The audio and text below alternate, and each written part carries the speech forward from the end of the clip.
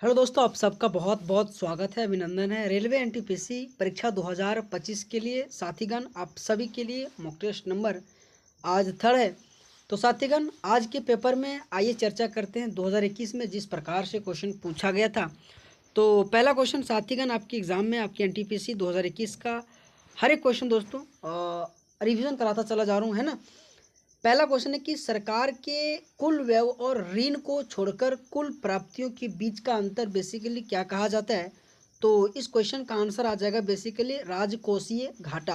दोस्तों हमेशा आपके एग्जाम में ये क्वेश्चन पूछा जाता है कि सरकार का जो कुल व्यय होता है ना और ऋण को छोड़कर बेसिकली हमें जो प्राप्त होता है ना, सो बेसिकली हमें राजकोषीय घाटा कहा जाता है, उनके अंतर को घाटा कहा जाता है, इसको याद रखना है। साथीगण अगर मैं अगला क्वेश्चन की बात करूं कि भारत में 1972 में अपना परिचालन आरंभ करने वाले बोकारो स्टील प्लांट की स्थापना किस देश की सहायता से की गई थी। तो साथीगण इस क्वेश्चन का आंसर आ जाएगा यूएसएसआर की मदद से दोस्तों आपके बोकारो स्टील प्लांट की स्थापना किया गया था।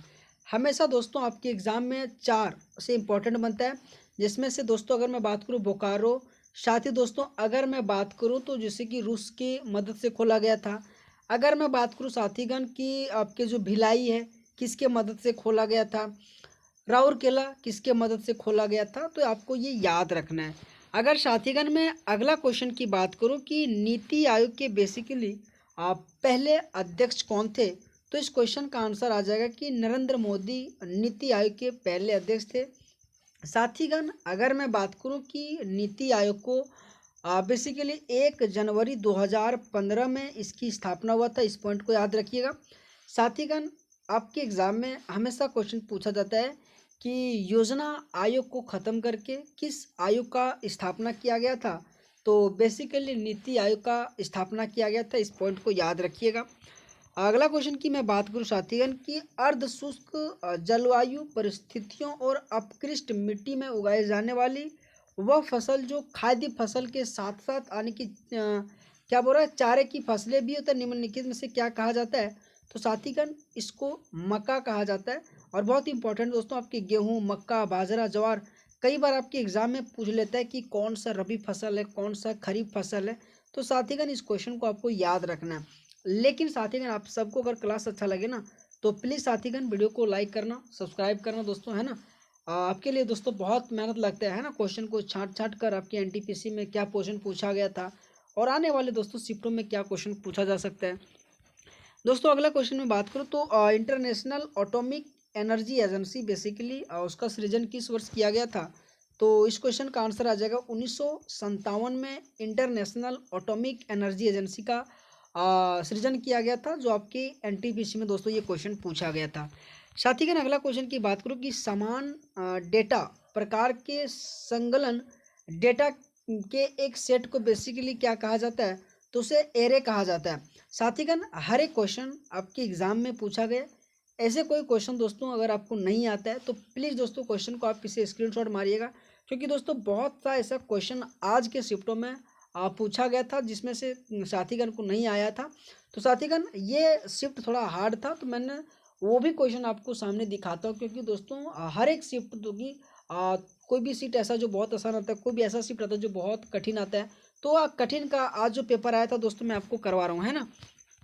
अगर साथीगण में अगला क्वेश्चन की बात करूं कि अंतरिक्ष अनुसंधान के लिए भारतीय राष्ट्रीय समिति का गठन बेसिकली कब किया गया था, तो इस क्वेश्चन का आंसर आ जाएगा 1962 में अंतरिक्ष अनुसंधान के लिए बेसिकली इंडियन नेशनल समिति का गठन किया गया था, और इस पॉइंट को आपको याद रखना है। अगर दोस्तों मैं अगला क्वेश्चन की बात करूं कि आपके एनटीपीसी में क्या क्वेश्चन पूछा गया था कि निम्नलिखित में से किसने संथाल विद्रोह 1857 के विद्रोह के दौरान अंग्रेजों की सहायता की थी। दोस्तों इस क्वेश्चन को आप बहुत इंपॉर्टेंट मानना, बहुत इंपॉर्टेंट है, क्योंकि दोस्तों 1857 के विद्रोह में अंग्रेज की सहायता बेसिकली महाराज जो मेहताब चंद है ना उसने किया था। और हमेशा इनसे इम्पोर्टेंट बनता है, क्योंकि दोस्तों इसलिए इम्पोर्टेंट बनता है क्योंकि हमेशा दोस्तों अंग्रेज के खिलाफ बड़े बड़े ऐसे क्रांतिकारी दोस्तों जिन्होंने नेतृत्व किया गया था। लेकिन दोस्तों ये बेसिकली अपोजिट बन रहा ना कि 1857 के विद्रोह में अंग्रेज की सहायता किया था बेसिकली, तो महाराजा मेहताब चंद, इस क्वेश्चन को आप जरूर दोस्तों नोट करिएगा।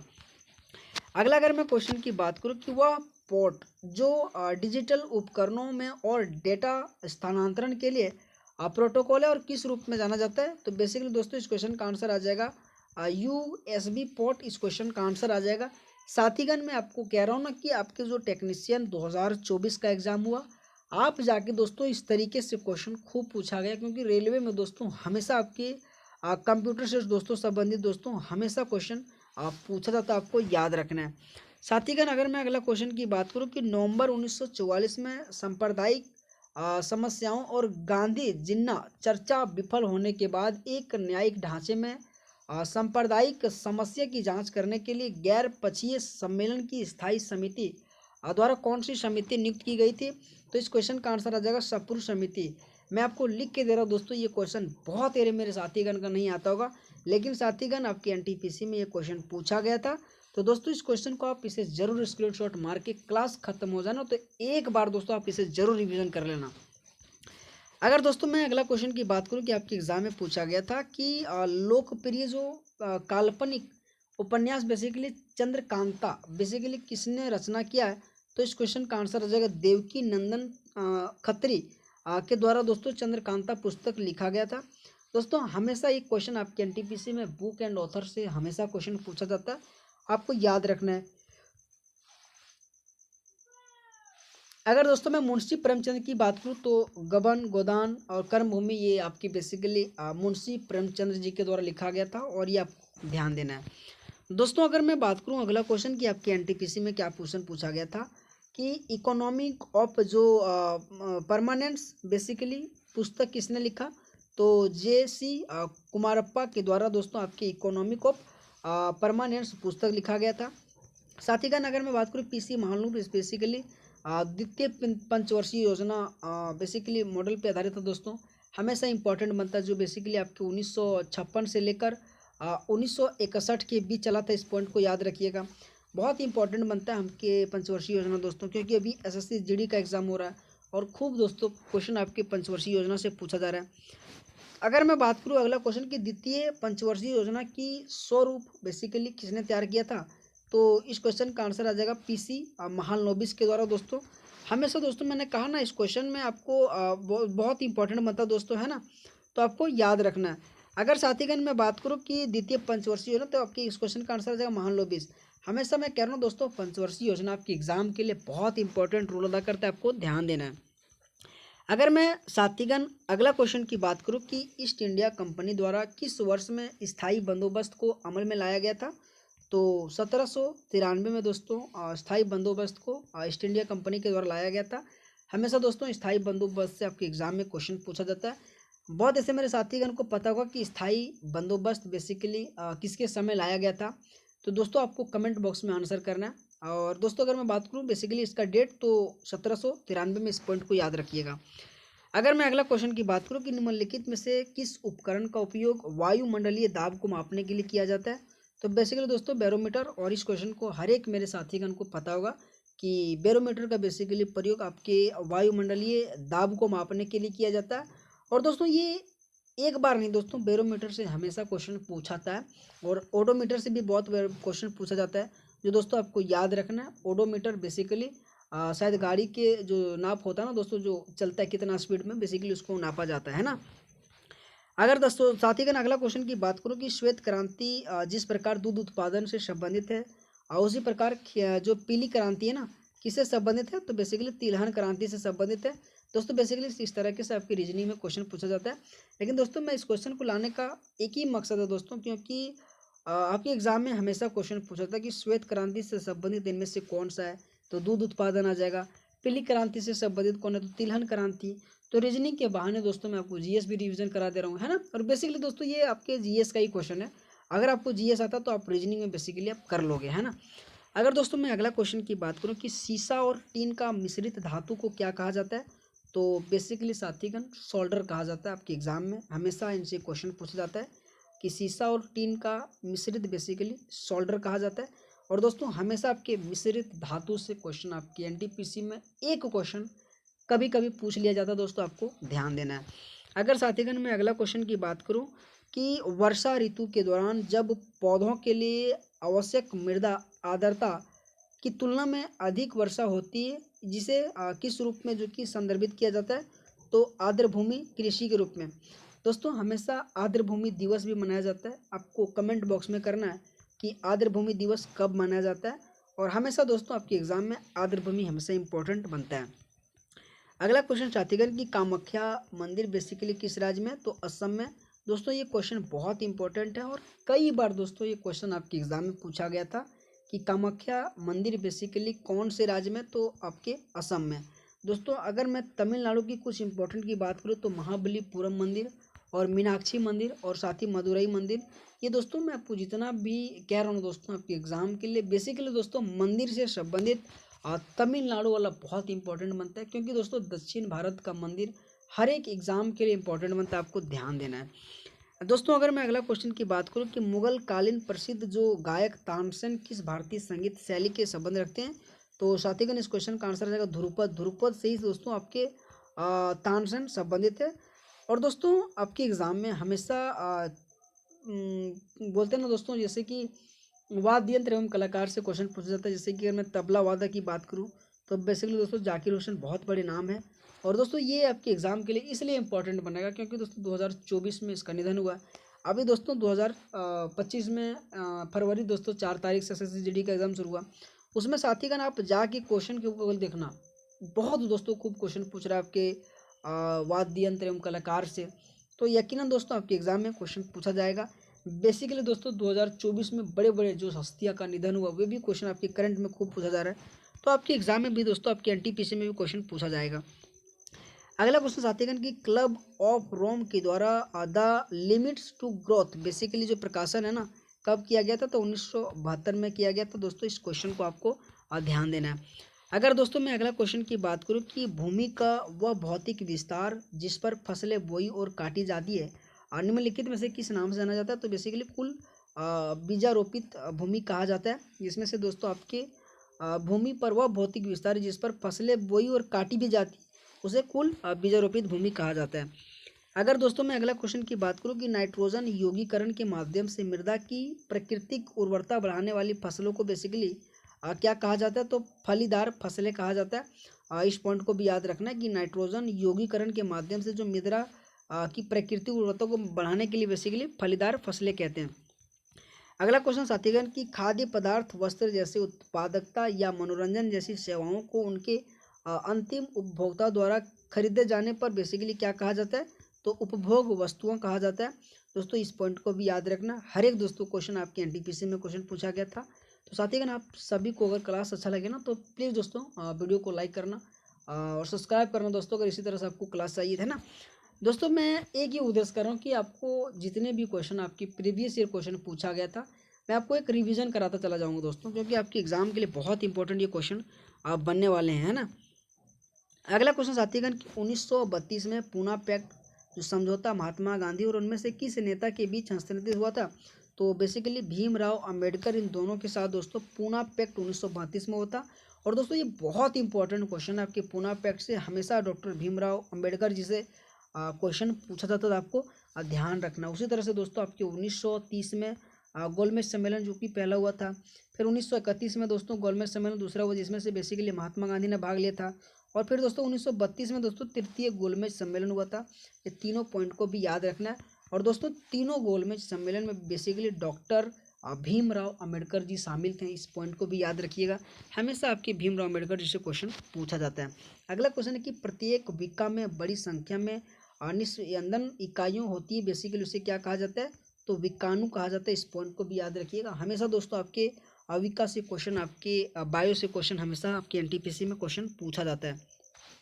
अगला क्वेश्चन है कि हृदय का जो संबंध कार्डियोलॉजी से उसी प्रकार से विका का संबंध क्या है, तो नेफ्रोलॉजी से। दोस्तों ये भी क्वेश्चन आपकी बेसिकली रीजनिंग से ही, लेकिन दोस्तों मैं कह रहा हूँ दोस्तों अगर ये आपको जीके GS में पता है दोस्तों तभी आप जाके रीजनिंग में कर सकते हो, या ना दोस्तों आप नहीं कर सकते, क्योंकि दोस्तों हृदय से संबंधित आपको कार्डियोलॉजी होता है और विका से ही संबंधित दोस्तों आपके नेफ्रोलॉजी होता है। इस पॉइंट को भी आपको याद रखना है। दोस्तों अगर मैं अगला क्वेश्चन की बात करूँ कि क्या आपके एग्जाम में पूछा गया था कि किसी वस्तु या सेवा के मूल्य पर सरकार द्वारा लगाई गई ऊपरी सीमा को बेसिकली क्या कहा जाता है, तो बेसिकली अंतरिम सीमा मूल्य कहा जाता है, जो आपके एग्जाम के लिए दोस्तों इंपॉर्टेंट बनेगा। अगर मैं अगला क्वेश्चन की बात करूँ कि मानव शरीर की सबसे बड़ी धमनी बेसिकली कौन सी है, तो महाधमनी इस क्वेश्चन का आंसर आ जाएगा कि मानव शरीर की सबसे बड़ी धमनी कौन सा है, तो महाधमनी आ जाएगा। अगर दोस्तों मैं अगला क्वेश्चन की बात करूं कि पेशी कोशिका में ऑक्सीजन की कमी होने पर पाइरूवेट विभाजित होकर डैश में परिवर्तन हो जाता है, उसे बेसिकली क्या कहा जाता है, तो लैक्टिक एसिड और ऊर्जा में परिवर्तित हो जाता है। दोस्तों आपके एग्जाम में वायु से संबंधित एनटीपीसी में ये क्वेश्चन पूछा गया था। साथीगण बहुत ऐसे मेरे साथीगण को क्वेश्चन आज का मज़ा नहीं आएगा, क्योंकि दोस्तों पता नहीं है आज का क्वेश्चन, लेकिन दोस्तों ये सारा का सारा दोस्तों क्वेश्चन आपकी एनटीपीसी 2021 में क्वेश्चन पूछा गया था। दोस्तों मैं चाहता तो आज का ये पेपर नहीं मैं करवाता, क्योंकि दोस्तों बहुत डिफिकल्ट है। मैं भी चाहता तो बहुत सिंपल सिंपल आपको करवा देता, लेकिन दोस्तों अगर आप शिद्दत से देख रहे हो दोस्तों, ऐसे भी क्वेश्चन आपकी एनटीपीसी में पूछा गया है। दोस्तों आप जाके केवल जान मान लो कि नहीं पूछा गया। साथीगण अगर आपको नहीं आ रहा है अभी भी समय है, आप इस क्वेश्चन को स्क्रीनशॉट मारिए, रिवीजन कीजिए दोस्तों। क्या ऐसा नहीं जो आपसे नहीं हो सकता साथीगण, केवल हिम्मत नहीं हारना है ना। अगला क्वेश्चन साथीगण की वारली जो लोक चित्रकला है ना, बेसिकली कौन से राज्य, तो महाराष्ट्र से हमेशा दोस्तों क्वेश्चन पूछा जाता है। वारली आ जाएगा, सौरा आ जाएगा। सौरा बेसिकली दोस्तों आपके कहाँ का, कमेंट बॉक्स में आंसर करना है। तो हमेशा मधुबनी दोस्तों इंपॉर्टेंट बनता है, जो बेसिकली बिहार राज्य से संबंधित है। वारली महाराष्ट्र से संबंधित है। अगर मैं बात करूँ तो फड़ मंडाना बेसिकली आपके राजस्थान से संबंधित है, आपको याद रखना दोस्तों। अगर मैं अगला क्वेश्चन की बात करें कि 1972 का जो शिमला समझौता इंदिरा गांधी और डैश आपकी किसके बीच हुआ था, तो जुल्फिकार अली भुट्टो के बेसिकली दोनों के साथ दोस्तों हस्ताक्षर हुआ था, जो कि 1972 में शिमला समझौता से हमेशा आपके एग्जाम में क्वेश्चन पूछा जाता है, आपको ध्यान देना है। अगर दोस्तों मैं अगला क्वेश्चन की बात करूँ कि कौन सा सुमेलित नहीं है, तो भाखड़ा नांगल बांध हिमाचल प्रदेश सही दोस्तों, सरदार सरोवर बांध गुजरात सही दोस्तों, हीराकुंड बांध ओडिशा ये भी सही, लेकिन दोस्तों टिहरी बांध महाराष्ट्र में नहीं है। और टिहरी बांध बेसिकली कौन से राज्य में दोस्तों, आपको कमेंट बॉक्स में आंसर करना है। अगर दोस्तों आपने शिद्दत से क्लास लिया होगा दोस्तों, तो मेरा उम्मीद उतना सा है कि आप जरूर दोस्तों कमेंट कीजिएगा कि टिहरी बांध किस राज्य में स्थित है। बहुत इंपॉर्टेंट ये क्वेश्चन है। अगला क्वेश्चन है दोस्तों कि निम्नलिखित में से किस देश का भूभागीय क्षेत्रफल सर्वाधिक है, तो बेसिकली इस क्वेश्चन का आंसर आ जाएगा ऑप्शन के अनुसार कनाडा। दोस्तों अगर मैं बात करूं कि लैंड लॉग में सबसे बड़ा देश, तो कजाकिस्तान आ जाएगा। इस पॉइंट को भी याद रखना, कई बार दोस्तों आपके एग्जाम में ये क्वेश्चन कजाकिस्तान से क्वेश्चन पूछा जाता है। अगला अगर मैं क्वेश्चन की बात करूं साथीगण कि भारतीय संविधान बेसिकली कब लागू हुआ था, तो 1950 में। 1949 में दोस्तों भारतीय संविधान बनकर तैयार हुआ था। ये दोनों पॉइंट याद रखिएगा, आपके एग्जाम में हमेशा दोस्तों इंडियन कॉन्स्टिट्यूशन से क्वेश्चन पूछा जाता है, तो बेसिकली आप ध्यान रखना है। अगर मैं अगला क्वेश्चन की बात करूं कि निम्नलिखित में से कौन सा एससी रसायन गैस ग्रीन हाउस प्रभावित होने के लिए उत्तरदायी होता है, तो जलवाष्प CO2 और CFCS बेसिकली आपके ग्रीन हाउस के लिए दोस्तों बहुत प्रभाव करता है, तो इस क्वेश्चन को आपको याद रखना है। दोस्तों अगला क्वेश्चन की बात करूं कि लंदन में आयोजित जो प्रथम गोलमेज सम्मेलन के दौरान ब्रिटिश प्रधानमंत्री कौन थे, तो रैमजे मैकडोनाल्ड था। ये दोस्तों हमेशा ही आपके एग्जाम में क्वेश्चन पूछा जाता है। 1947 में दोस्तों जब भारत आज़ाद हुआ, तो उस समय भी आपके इंग्लैंड के प्रधानमंत्री से हमेशा क्वेश्चन पूछा जाता है। लेकिन आपको याद रखना कि जब प्रथम गोलमेज सम्मेलन 1930 जब हुआ था ना, उस समय दोस्तों बेसिकली आपके लंदन के जो ब्रिटिश प्रधानमंत्री रैमजे मैकडोनाल्ड था। अगर मैं अगला क्वेश्चन की बात करूँ साथीगण कि BARC मुंबई के संस्थापक बेसिकली कौन थे, तो होमी जहांगीर भाभा जी था। हमेशा एक बहुत बड़े नाम है दोस्तों होमी जहांगीर भाभा, और इस क्वेश्चन को याद रखना है। अगर मैं अगला क्वेश्चन की बात करूँ साथीगण की जो फाइल फॉर्मेट के संदर्भ में PDF का फुल फॉर्म क्या है, तो पोर्टेबल डॉक्यूमेंट फॉर्मेट आ जाएगा। दोस्तों हमेशा PDF कहते रहते हैं, लेकिन PDF का कभी कभी फुल फॉर्म भी पता नहीं आता है, तो इस क्वेश्चन का आंसर आ जाएगा कि पोर्टेबल डॉक्यूमेंट फॉर्मेट इस क्वेश्चन का आंसर आ जाएगा। अगला क्वेश्चन साथीगण कि भारतीय संविधान के निम्नलिखित में से किस अनुच्छेद में संसद के दोनों सदनों की संयुक्त बैठक की संविधान प्रावधान किया गया, तो बेसिकली दोस्तों 108 जो कि आपकी संसद के दोनों सदनों का जो बैठक है ना, बेसिकली ऑस्ट्रेलिया के संविधान से लाया गया था। और इन दोनों का जो बैठक होता है ना, सो राष्ट्रपति के द्वारा बुलाया जाता है। दोस्तों इस क्वेश्चन को भी आपको याद रखना है। तो साथीगण आप सबको क्लास कैसा लगा, और अगर आप सबको अच्छा लगा दोस्तों, तो प्लीज़ दोस्तों आप वीडियो को लाइक करना। अष्टाध्यायी पुस्तक बेसिकली दोस्तों आपके पाणिनि जी के द्वारा लिखा गया था, इस पॉइंट को भी याद रखना है। अगला क्वेश्चन साथीगण की हरित क्रांति के पहले चरण में HYV बीजों के उपयोग से मुख्य रूप से किन चीज़ों का लाभ हुआ था, तो पंजाब, आंध्र प्रदेश और तमिलनाडु, ये तीनों राज्यों का लाभ हुआ था। इस पॉइंट को भी याद रखिएगा। अगर दोस्तों मैं अगला क्वेश्चन की बात करूँ कि भारत में वर्षों तक हरित क्रांति का मुख्य आधार बना था, तो गेहूं के लिए दोस्तों इस पॉइंट को भी याद रखना है। और हरित क्रांति दोस्तों 1900 आपके 65 में आया था, इस क्वेश्चन को भी आपको याद रखना है। जो बेसिकली दोस्तों हरित क्रांति आपके गेहूं पर ही आधारित था। अगला क्वेश्चन दोस्तों और अंतिम शायद क्वेश्चन है कि भारतीय उपमहाद्वीप में ज्ञात लेखन की सबसे प्रारंभिक शैली का नाम क्या है? तो सिंधु लिपि आ जाएगा दोस्तों। तो दोस्तों आप सबका क्लास कैसा लगा? और साथीगण मैं आज अपने आप को एक्सेप्ट कर रहा हूँ दोस्तों, आज का पेपर थोड़ा कठिन था, लेकिन साथीगण कहता है ना कि अगर आप किसी से डर जाओगे ना तो उसमें आपकी जीत नहीं। लड़ो दोस्तों, हारो उसका टेंशन नहीं दोस्तों, लड़ो। इसलिए दोस्तों बहुत से ऐसा क्वेश्चन आपको नहीं आया होगा, मैं उम्मीद करता हूँ, मैं एक्सेप्ट करता हूँ दोस्तों। लेकिन दोस्तों मेहनत करते रहिए, एक दिन आपका जरूर हासिल होगा, है ना। तो बहुत बहुत धन्यवाद दोस्तों आप सबका, थैंक यू सो मच। अगर वीडियो आपको अच्छा लगा तो साथीगण लाइक करना, सब्सक्राइब करना। थैंक यू सो मच आप सबका।